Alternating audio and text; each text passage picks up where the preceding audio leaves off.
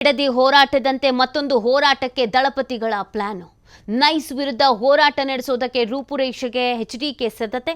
ಯಾರು ಟೋಲ್ ಕಟ್ಬೇಡಿ ಅಂತ ಪದೇ ಪದೇ ಹೇಳ್ತಾ ಇರೋದು ಎಚ್ಡಿಕೆ. ಕೋರ್ಟ್ ಆದೇಶ ರಾಜ್ಯ ಸರ್ಕಾರ ಅನುಷ್ಠಾನ ಮಾಡ್ತಾ ಇಲ್ಲ ಅಂತ ಕಿಡಿಕಾರಲಾಗ್ತಾ ಇದೆ. ಈ ಹಿನ್ನೆಲೆಯಲ್ಲಿ ತಾವೇ ಫೀಲ್ಡ್ಗೆ ಇಳಿಯೋದಕ್ಕೆ ಕುಮಾರಸ್ವಾಮಿ ಒಂದು ಮಸ್ಟ್ ಪ್ಲಾನ್ ಮಾಡಿಕೊಂಡಿದ್ದಾರೆ.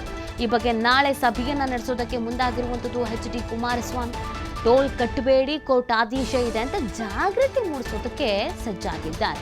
ಈ ಮುಖಾಂತರವಾಗಿ ರಾಜ್ಯ ಸರ್ಕಾರಕ್ಕೆ ತಿರುಗೇಟು ಕೊಡುವಂತ ಪ್ರಯತ್ನದಲ್ಲಿದ್ದಾರೆ. ತುಂಬಾ ದಿನದಿಂದ ಈ ವಿಚಾರವನ್ನು ಪ್ರಸ್ತಾಪಿಸ್ತಾ ಇದ್ದಾರೆ. ಈವನ್ ಸರ್ಕಾರಕ್ಕೆ ಒಂದು ಪತ್ರ ಕೂಡ ಬರೆದಿದ್ರು.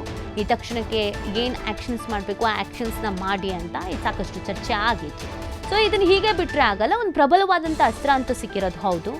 ಹಾಗಾಗಿ ಖುದ್ದಾಗಿ ತಾವೇ ಅಖಾಡಕ್ಕೆ ಈ ಬಿಡದಿ ಟೌನ್ಶಿಪ್ ಹೋರಾಟದಲ್ಲಿ ಹೇಗೆ ಪಾದಯಾತ್ರೆ ಪ್ರತಿಭಟನೆ ಅಂತ ಅಖಾಡಕ್ಕೆ ಇಳಿದ್ರು, ಅದೇ ರೀತಿಯಾಗಿ ಈ ಟೋಲ್ ಕಟ್ಟಬೇಡಿ ಅನ್ನುವಂಥ ವಿಚಾರದಲ್ಲೂ ಕೂಡ ಈಗ ಅಖಾಡಕ್ಕೆ ಇಳಿಬೇಕು ಅಂತ ಪ್ಲಾನ್ ಮಾಡ್ಕೊಂಡಿದ್ದಾರೆ ಅನ್ನೋದು ಗೊತ್ತಾಗ್ತಾ ಇದೆ. ತಾವೇ ಫೀಲ್ಡಿಗೆ ಇಳಿಬೇಕು ಅಂತ ಎಚ್ಡಿಕೆ ಪ್ಲಾನ್ ಮಾಡ್ಕೊಂಡಿದ್ದಾರೆ ಅಂತ.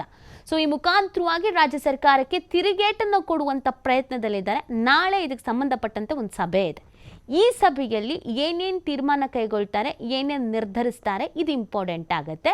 ಒಂದು ದೊಡ್ಡ ಮಟ್ಟದ ಹೋರಾಟದ ರೂಪುರೇಷೆಗೆ ತಯಾರಿಗಳಾಗ್ತಾ ಇದೆ ಅನ್ನೋದು ಅರ್ಥ ಆಗ್ತಾ ಇದೆ.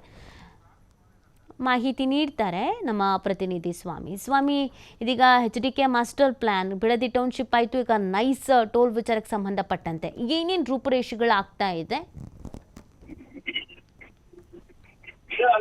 ಬಿಡದಿ ಹೋರಾಟದ ಬಳಿಕ ಸರ್ಕಾರದ ವಿರುದ್ಧ ಮತ್ತೊಂದು ಅಸ್ತ್ರ ಬಿಡೋದಕ್ಕೆ ಈಗ ಜೆಡಿಎಸ್ ನಾಯಕರು ಆಗಿರುವಂತದ್ದು. ಒಂದು ಕಡೆ ಈಗಾಗಲೇ ಬಿಡದಿ ಹೋರಾಟಕ್ಕೆ ಸಂಬಂಧಪಟ್ಟಂತೆ ಪಾದಯಾತ್ರೆ ಆಗಿದೆ. ಫ್ರೀಡಂ ಪಾರ್ಕ್ ಅಲ್ಲಿ ಬಹಿರಂಗ ಸಮಾವೇಶ ಮಾಡಿ ಸರ್ಕಾರಕ್ಕೆ ಎಚ್ಚರಿಕೆಯನ್ನು ಕೊಟ್ಟಿದ್ದಾರೆ.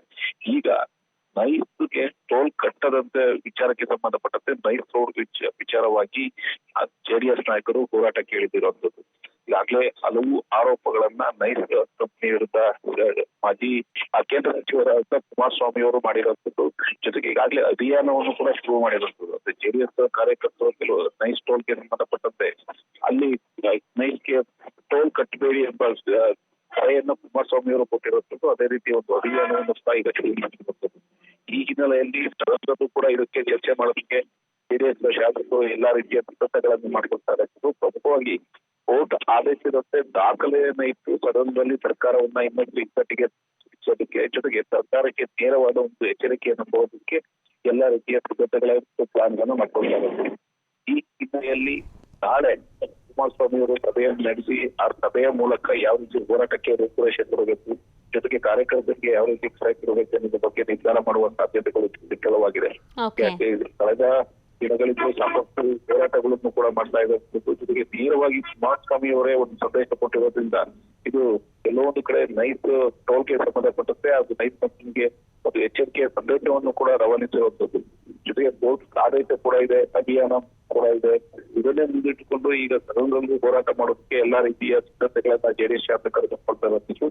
ಈ ಹಿನ್ನೆಲೆಯಲ್ಲಿ ನಾಳೆ ನಡೆಯುವಂತಹ ಒಂದು ಸಭೆ ಸಾಕಷ್ಟು ಮಹತ್ವವನ್ನು ಪಡ್ಕೊಂಡಿರುವಂತದ್ದು. ಫೈನ್, ಥ್ಯಾಂಕ್ ಯು ಸ್ವಾಮಿ ತಮ್ಮ ಡೀಟೇಲ್ಸ್ಗಾಗಿ.